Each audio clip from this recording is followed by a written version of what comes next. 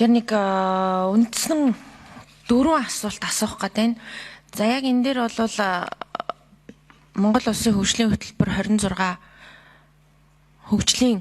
оны төлөвлөгөөн дээр төрийн албаны реформын хүрээнд үндсэндээ 2 ажил төлөвлөсөн байгаа даа л да. За нэгдүгээрт болохоор төрийн байгууллагуудын чиг үүрэгт иж бүрийн шинжилгээ хийсний үндсэн дээр зарим чиг үүргийг хувийн хвшилт шилжүүлэх зарчмаар замаар төрийн бүтээмжийг дээшлүүлнэ гэсэн байна. Энэ нь бол бас нөгөө хоёр дахь асуудалтайгаа буюу тоо бууруулахтайгаа бас уялдаж орж ирж байна. Тэгэхээр яг энэ дээр сонирхож байгаа зүйл бол яг энэ хүрээнд жишээлбэл ямар чиг үүрэг нь хувийн хвшил шилжих боломжтой гэж харж байгаа юм болоо. Энэ дээр бас одоо урьдчилан судалгаа хийгдсэн гэж байна л да. Тэгэхээр яг тэр урьдчилан судалгааны хүрээнд жишээлх юм бол иймэрхүү ажил энэ одоо 9% одоо оронд бууруулах энэ боломж бий болох юм а гэдэг энэ нэг урьдчилан судалгаагаар чи ямар юм гарсан гэдэг дээр нэг мэдээлэл авмаар байна. Энийг бол бид нар зайлшгүй бүтээмж ярьж орон тоо бууруулах тухай асуудал яригдах учраас энэ дээр бас суурь судалгаа одоо бүтээмжийн үнэлгээ хийгдсэн байгаа юм байна гэж ойлгож байна. За 3-дугаарт болохоор Монгол яг 4-т яг төлөвлөгөөнийхөө 4-т болохоор төрийн албаны хуулийн хэрэгжилтийг сайжруулсан байна гэсэн байгаа. Тэгээд ингээд хүснэгтээр нь ингээ харах юм бол яг 2 ажил байгаагийн хоёулаа яг адилхан төрийн албаны захим системийг хиймэл оюун технологийн төвшөлт суйрлан хөгжүүлж захим шилжилтийг эрчимжүүлэх гэдэг энэ яг 2 үзүүлэлтээр хоёулын дээр нь ороод ирсэн байгаа байхгүй. Тэгэнгүүт энэ дээр арга хэмжээний хэрэгжилт гээд 500 сая, дэд бүтцийн шинжил сайжруулалт нэвтрүүлэлт гээд 500 сая. Ингээд нэг тэрбумын ажил тавигдчихад ах шиг байгаа. Тэгэхээр энэ нь өөрөө яг ялгаа нь юу юм бэ? Арга хэмжээний хэрэгжилт гэдэг нь одоо 100% байх гээд байгаа 500 саяар яг юу хийх гээд байгаа? Дэд бүтэц шинжил сайжруулалт нэвтрүүлдэг бол ойлгоод байна. Тэгэхээр энэс тусдаа ялгаатай нь юу байгаа юм бол гэдэг 3 дугаар асуулт байна. За 4-дүгээрт болохоор энэ 4-5 дээр байгаа төрийн үйлчилгээний талаарх иргэдийн сэтгэл ханамжийн түвшнийг нэмэгдүүлсэн байна гэж байна. Тэгэхээр энэ дээр одоо яг юуг хийж одоо жишээлх юм бол энэ төрийн үйлчилгээний процесс дахин инженерчлэх хийх ажлыг үе шаттай хэрэгжүүлэх, төрийн захиргааны төв болон нутгийн захиргааны байгууллагуудын өргөдөл гомдлын шийдвэрлэлд хяналт тавих, нэгдсэн цогц систем нэвтрүүлэх гэдэг ингээд юм үндсэндээ 3 ажил тавьсан байгаа даа л та. Тэгэхээр энэ 3 ажлын хүрээнд буюу яг ямар байдлаар тэр төрийн үйлчилгээний талаарх тэр сэтгэл ханамжийн түвшин нэмэгдсэн байх юм бэ гэдгийг тодруулж асуумаар байна. Одоо энэ суурь төвшин жишээлбэл 2, зорилттой төвшин 3 гэсэн байгаа хгүй тоогоор гэд. Тэгэхээр энэ яг энэ талаар арай илүү дэлгэрэнгүй мэдээлэл авчмаар байна. За хэн хариулах вэ? Ажлын хэсгийн 5 номерын микро. Уян гişүн асуултанд хариулъя. Эрдэнэт эдийн засгийн хөгжлийн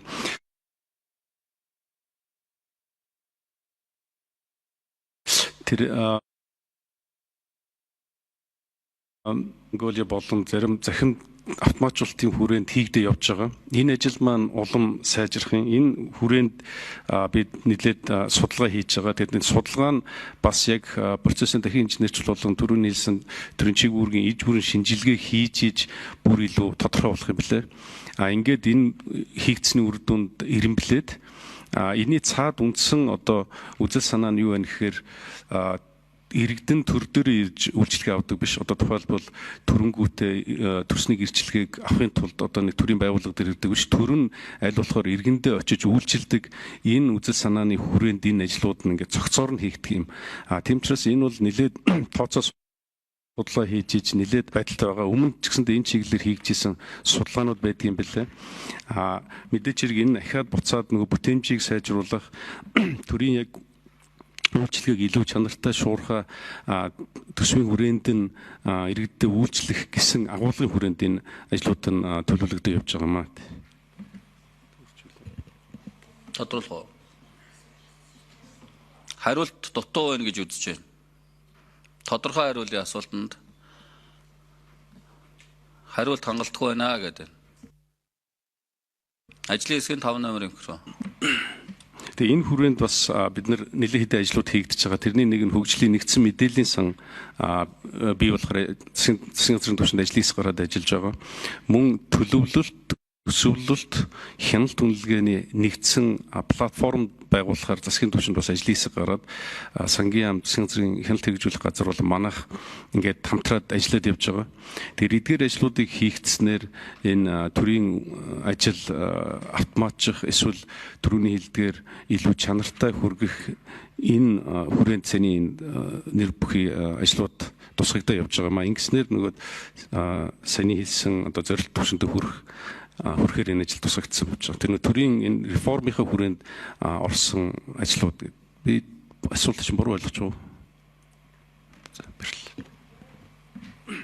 За тодруулъя оюун гişиг шүү. Төрийн албаны зөвлөлөөс байгаа юу? Гол нь энэ дээр чинь би яг төрийн албаны зөвлөл дээр хариуцсан ажил байгаа штэ. Тэгээ яг адилхан хоёр ажил байгаа. Тэн дээр нэг нь 500 саяар, нөгөөх нь бас 500 саяар гэдэг байгаа.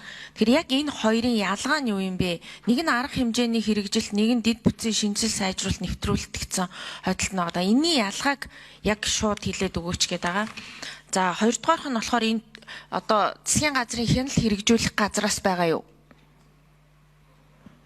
Яг энэ засгийн газрын хяналт хэрэгжүүлэх газар ч өөрөө бас төлөвлөгөөн дээр тавьчаад байна шүү дээ. Энэ үйлчилгээний иргэдийн сэтгэл ханамжийн түвшинг сайжруулна гэд. Энд чинь бид нар нэг юм 5 жил 10 жилийн тухай биш, 1 жилийн тухай ярьж байгаа учраас яг энэний цаана ямар ажил хийгдэх гээд байгаа юм? Яг юунд энэ мөнгийг зарцуулна гэж тавьсан бэ гэдэг чинь энэ хариуцсан газрууд нүг нь гаргаж ирээ тавьсан гэж ойлгоод байгаа байхгүй. Тэр энэ хоёр асуултынхаа хариултыг би ерөөс авч чадсангүй л гэж. За гишүүний асуултанд дахиад нэг тодруулаад хариулаад тач.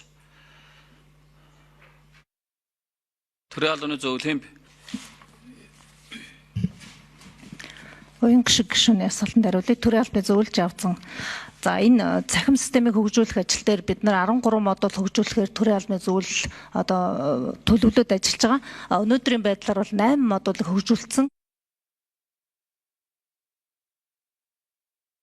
Энэ дээр бол нийт одоо сонгон шалгаруулалт бүх асуудлыг зохицуулсан байгаа учраас одоо энэ дээр бол яг арга хэмжээ юу гэдээ хоёр давхардцсан юм шиг харагдаж байгаа боловч тусад нь үндсэндээ дээд үсц хөгжүүлэлтэн дээр 1 тэрбум төгрөг гэж төлөвлөсөн байгаа.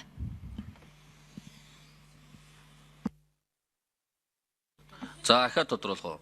За оюун гişиг шүү ахаа тодруулъя 1 минут. Гэхдээ энэ дээр чинь тэгээд саяны хэлж байгаа нь бол тэгээ арга хэмжээний хэрэгжилт гэж юм бол байхгүй. Дэд бүтцийн шинжил сайжруулалт нэвтрүүлэлтэн дээр тэрбум төгрөг байгаа гэж ойлгох юм байна тийм үү?